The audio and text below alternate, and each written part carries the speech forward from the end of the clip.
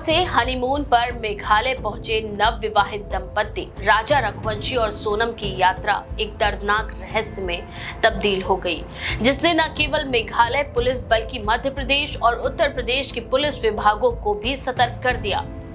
23 मई 2025 को अचानक लापता हुए इस जोड़े की खबर धीरे धीरे राष्ट्रीय सुर्खियों में तब आई जब 2 जून को राजा रघुवंशी का शव मेघालय की एक गहरी खाई में बरामद हुआ और सोनम का कुछ अता पता नहीं था।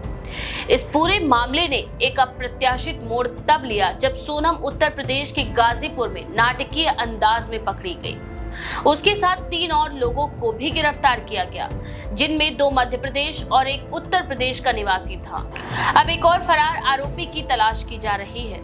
पुलिस सूत्रों के अनुसार इस पूरे घटनाक्रम की जड़ें इंदौर से लेकर मेघालय और फिर गाजीपुर तक फैली हुई हैं। इंदौर निवासी राजा रघुवंशी की शादी के तुरंत बाद पत्नी सोनम के साथ हनीमून मनाने मेघालय गए थे। 23 मई की सुबह वे शिलोंग के प्रसिद्ध ट्रैकिंग स्पॉट नोग्रियान से मावल खियात की ओर रवाना हुए। स्थानीय गाइड अल्बर्ट पीरी ने बताया कि उन्होंने तब उस दिन सुबह करीब 10 बजे इस नवविवाहित जोड़े को 3 अन्य पुरुषों के साथ 3000 सीढ़ियां चढ़ते हुए देखा था। गाइड ने ये स्पष्ट रूप से बताया कि चारों पुरुष आगे आगे चल रहे थे जबकि सोनम उनके पीछे पीछे थी। गाइड की माने तो वे सभी पुरुष हिंदी में बात कर रहे थे, जिसे वह खुद समझ नहीं सका क्योंकि उसकी भाषा खासी और अंग्रेजी है। इस गवाही के बाद पुलिस को शक हुआ कि ये कोई सामान्य ट्रैकिंग घटना नहीं थी, बल्कि एक योजनाबद्ध साजिश हो सकती है। राजा की मौत के रहस्यमय ढंग से सामने आने और सोनम के लापता होने से पुलिस की शंका गहराती गई।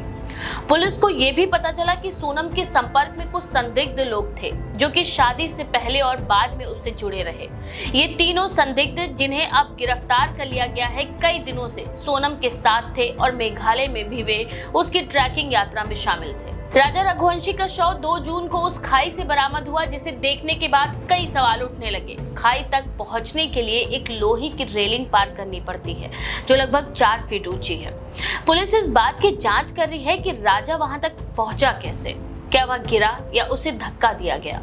पोस्टमार्टम रिपोर्ट में शरीर पर गहरे घाव के निशान मिले हैं, जिससे ये स्पष्ट हो गया है कि मौत दुर्घटनावश नहीं बल्कि साजिशन हुई है।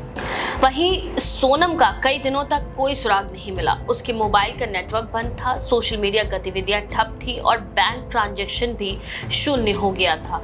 लेकिन अचानक एक दिन सोनम ने अपने घर पर कॉल किया। उसने अपने माता पिता से बात की और खुद को सुरक्षित बताया। घर वालों ने तुरंत इस सूचना को इंदौर पुलिस के साथ साझा किया और ट्रैकिंग तकनीक की मदद से पता चला कि सोनम उत्तर प्रदेश के गाजीपुर में है।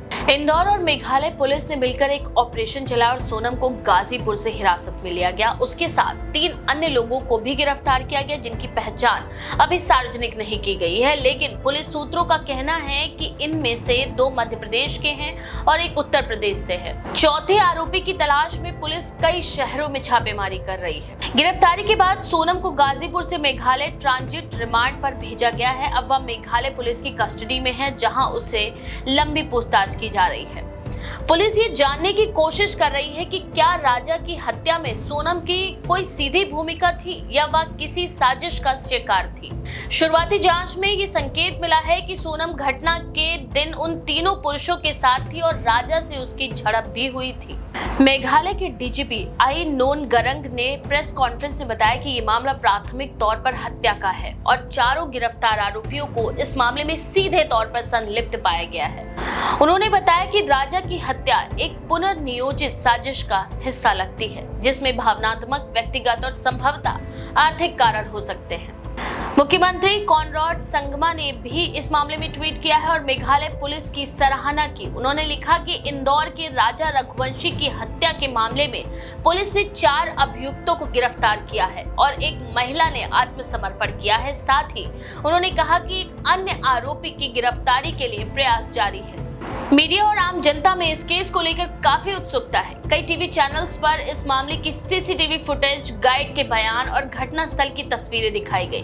कुछ रिपोर्ट्स में ये भी दावा किया जा रहा है कि सोनम ने राजा के साथ शादी किसी योजना के तहत की थी और उसका मकसद हनीमून ट्रिप के दौरान उसे मारकर किसी निजी फायदे को हासिल करना था।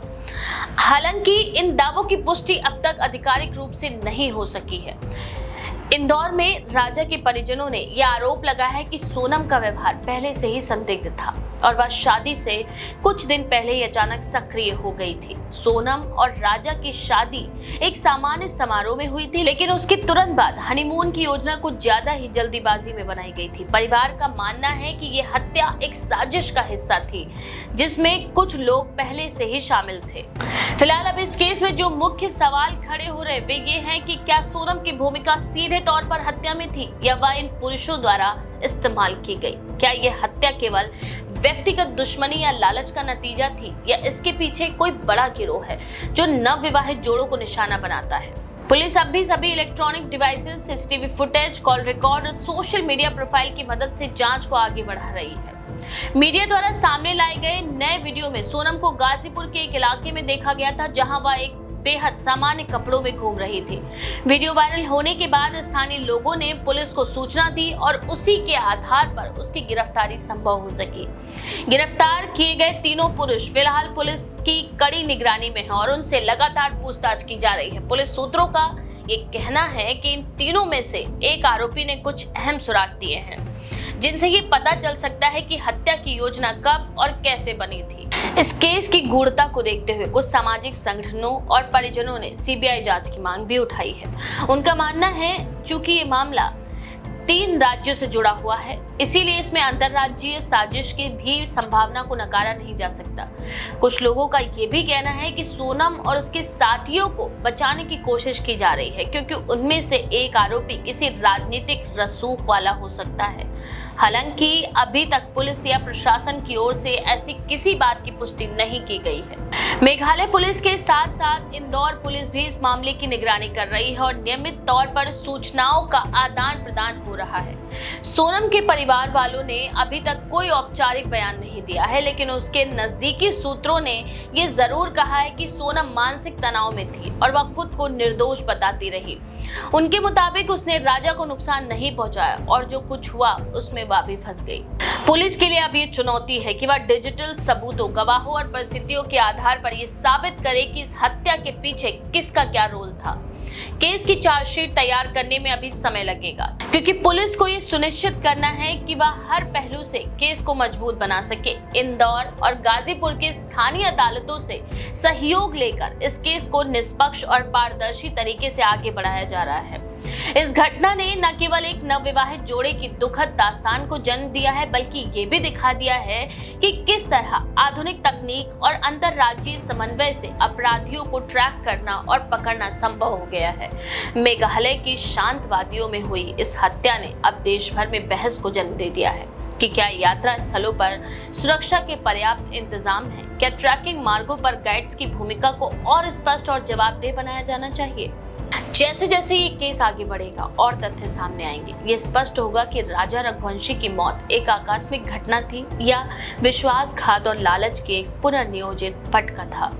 लेकिन इस समय एक बात साफ है कि राजा की मौत केवल एक व्यक्ति की नहीं, बल्कि विश्वास और रिश्तों की भी हत्या है। आप इस बारे में क्या सोचते हैं? अपनी राय हमें कमेंट में जरूर लिखें। ऐसी और भी खबरों के लिए देखते रहिए द पेज।